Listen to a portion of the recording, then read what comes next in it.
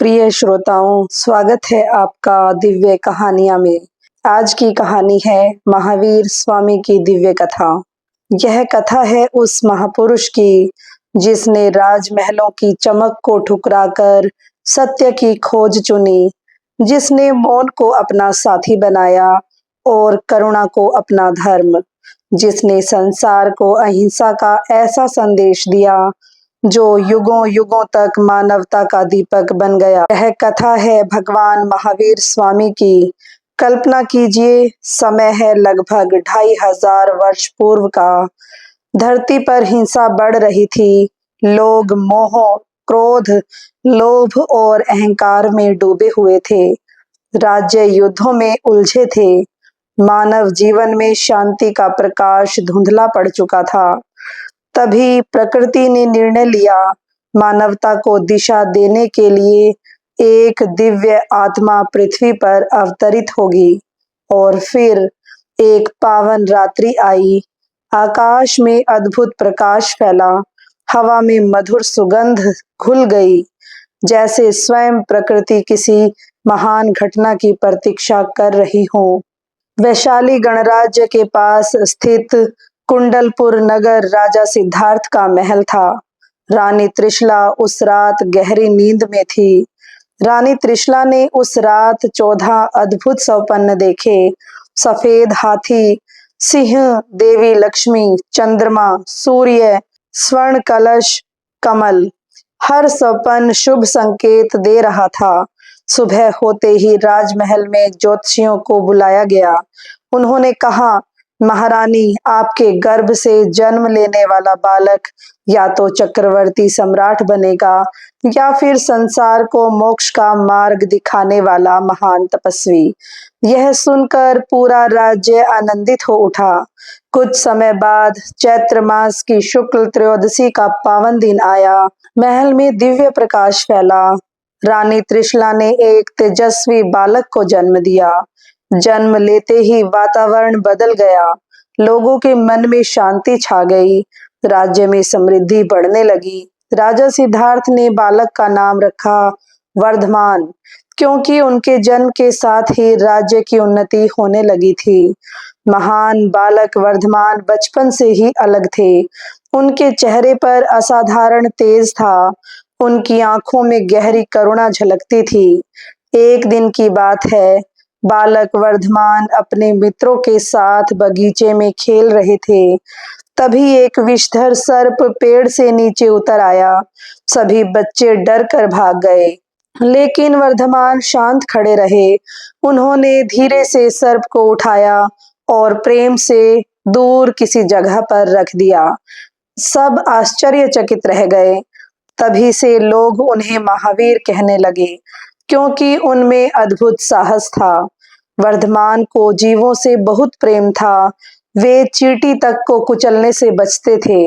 यदि कोई सेवक पेड़ से फल तोड़ता तो वे कहते, जीवों को कष्ट मत दो। उनका हृदय करुणा से भरा हुआ था।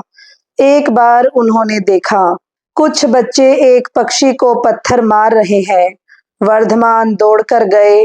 उन्होंने पक्षी को बचाया और बच्चों को समझाया, जिसे तुम चोट पहुंचाते हो वही पीड़ा तुम्हें भी लौटती है।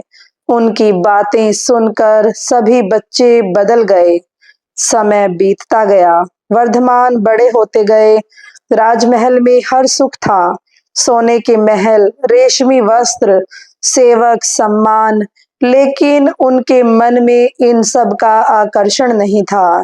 वे अक्सर अकेले बैठकर जीवन के अर्थ पर विचार करते थे। वे सोचते थे, मनुष्य जन्म का उद्देश्य क्या है। उनकी आत्मा भीतर से जाग रही थी। राजा सिद्धार्थ चाहते थे कि वर्धमान गृहस्थ जीवन अपनाए। उनका विवाह राजकुमारी यशोदा से हुआ। कुछ समय बाद एक पुत्री का जन्म हुआ, लेकिन वर्धमान का मन संसार में नहीं रमा। वे धीरे धीरे वैराग्य की ओर बढ़ते रहे। वे देखते, लोग दुखी हैं और मोह में फंसे हैं और हिंसा भी कर रहे हैं।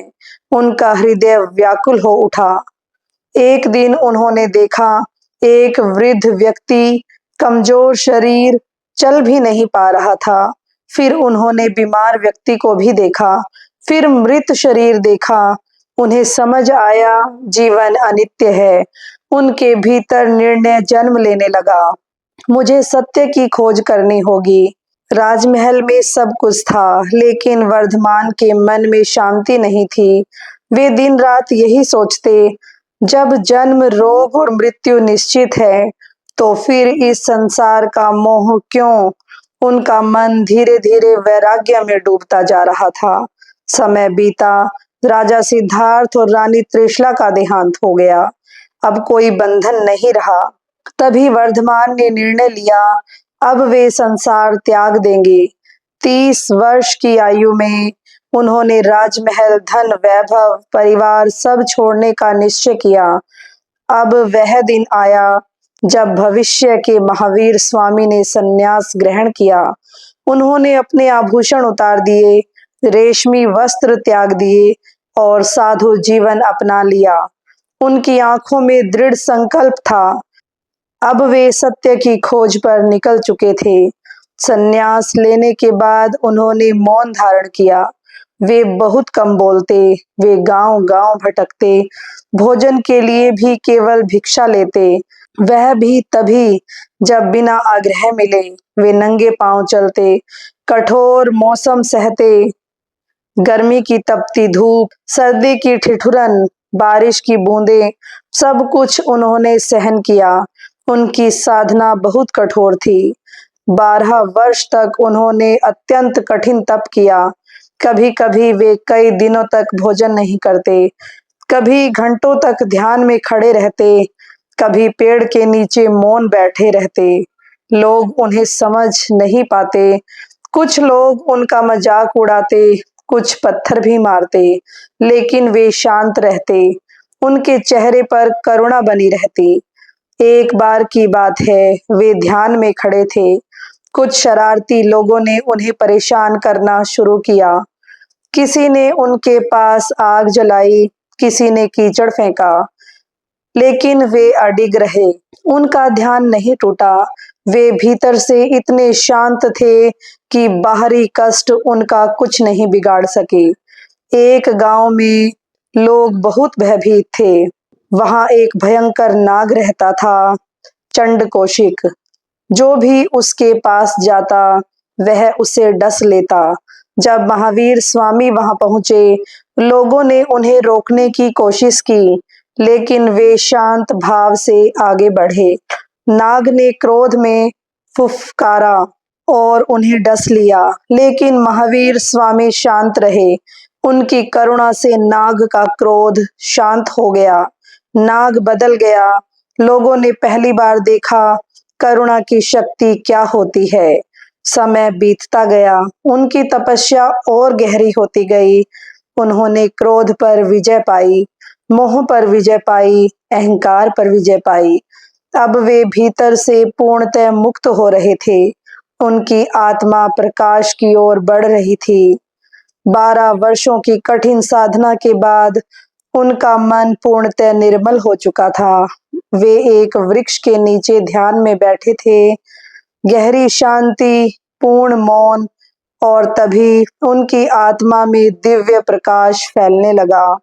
12 वर्षों की कठोर तपस्या के बाद वह पावन क्षण आया। गहरी शांति में बैठे हुए महावीर स्वामी की चेतना भीतर से प्रकाशित होने लगी। उनका मन पूर्णतः निर्मल हो चुका था। कर्मों के बंधन टूटने लगे और तभी उन्हें केवल्य ज्ञान की प्राप्ति हुई। उनकी आत्मा पूर्ण प्रकाश से भर उठी। अब वे सब कुछ जानने वाले बन चुके थे। संसार का सत्य उनके सामने स्पष्ट था। आकाश जैसे शांत हो गया, प्रकृति जैसे मुस्कुराने लगी। अब वे केवल साधक नहीं रहे, वे तीर्थकर बन चुके थे। केवल ज्ञान प्राप्त करने के बाद उन्होंने संसार को उपदेश देना शुरू किया। उनका सबसे बड़ा संदेश था अहिंसा परमो धर्म। वे कहते, किसी भी जीव को कष्ट मत दो, हर प्राणी में आत्मा है, सबका जीवन मूल्यवान है। लोग दूर दूर से उन्हें सुनने आने लगे। राजा, प्रजा, व्यापारी, साधु, हर कोई उनके उपदेश से प्रभावित होता। उनकी वाणी सरल थी लेकिन गहरी थी। उन्होंने लोगों को 5 महान व्रत बताए: अहिंसा, सत्य, अचौर्य, ब्रह्मचर्य और अपरिग्रह। उन्होंने कहा, यदि मनुष्य इन 5 सिद्धांतों का पालन करे तो उनका जीवन शांत हो सकता है। उनकी शिक्षा धीरे धीरे और अधिक दूर दूर तक फैलने लगी। उनके अनेक शिष्य बने। लोगों ने हिंसा छोड़ दी, करुणा अपनाई। महिलाएं भी उनके संघ में शामिल हुई। उन्होंने समाज को समानता का संदेश दिया। उनकी उपस्थिति से लोगों के जीवन बदलने लगे। समय बीतता गया। महावीर स्वामी ने 30 वर्षों तक उपदेश दिया। उन्होंने हजारों लोगों को मोक्ष मार्ग बताया। अब उनका शरीर वृद्ध होने लगा था, लेकिन उनका तेज वैसा ही था। एक दिन उन्होंने अपने शिष्यों को बुलाया और कहा, आत्मा ही सत्य है, अपने भीतर प्रकाश खोजो। उनकी वाणी में अंतिम करुणा थी। कार्तिक मास की अमावस्या की रात्रि, गहरा मौन। उसी रात महावीर स्वामी ने ध्यान में बैठकर शरीर का त्याग किया। उनकी आत्मा मोक्ष को प्राप्त हुई। उस रात लोगों ने दीप जलाए, अंधकार में प्रकाश फैलाया। इसी कारण दीपावली का पर्व भी उनकी निर्वाण स्मृति से जुड़ा हुआ माना जाता है। यह कथा थी त्याग की, यह कथा थी करुणा की, यह कथा थी आत्म विजय की। राजकुमार वर्धमान से महावीर स्वामी बनने की अद्भुत यात्रा। उन्होंने सिखाया, क्रोध को जीतना ही वीरता है, मोह को छोड़ना ही स्वतंत्रता है और अहिंसा ही सबसे बड़ा धर्म है। आज भी जब संसार अशांत होता है, महावीर स्वामी की वाणी मार्ग दिखाती है। यदि हम उनके 5 व्रत अपनाएं तो हमारा जीवन भी शांत हो सकता है।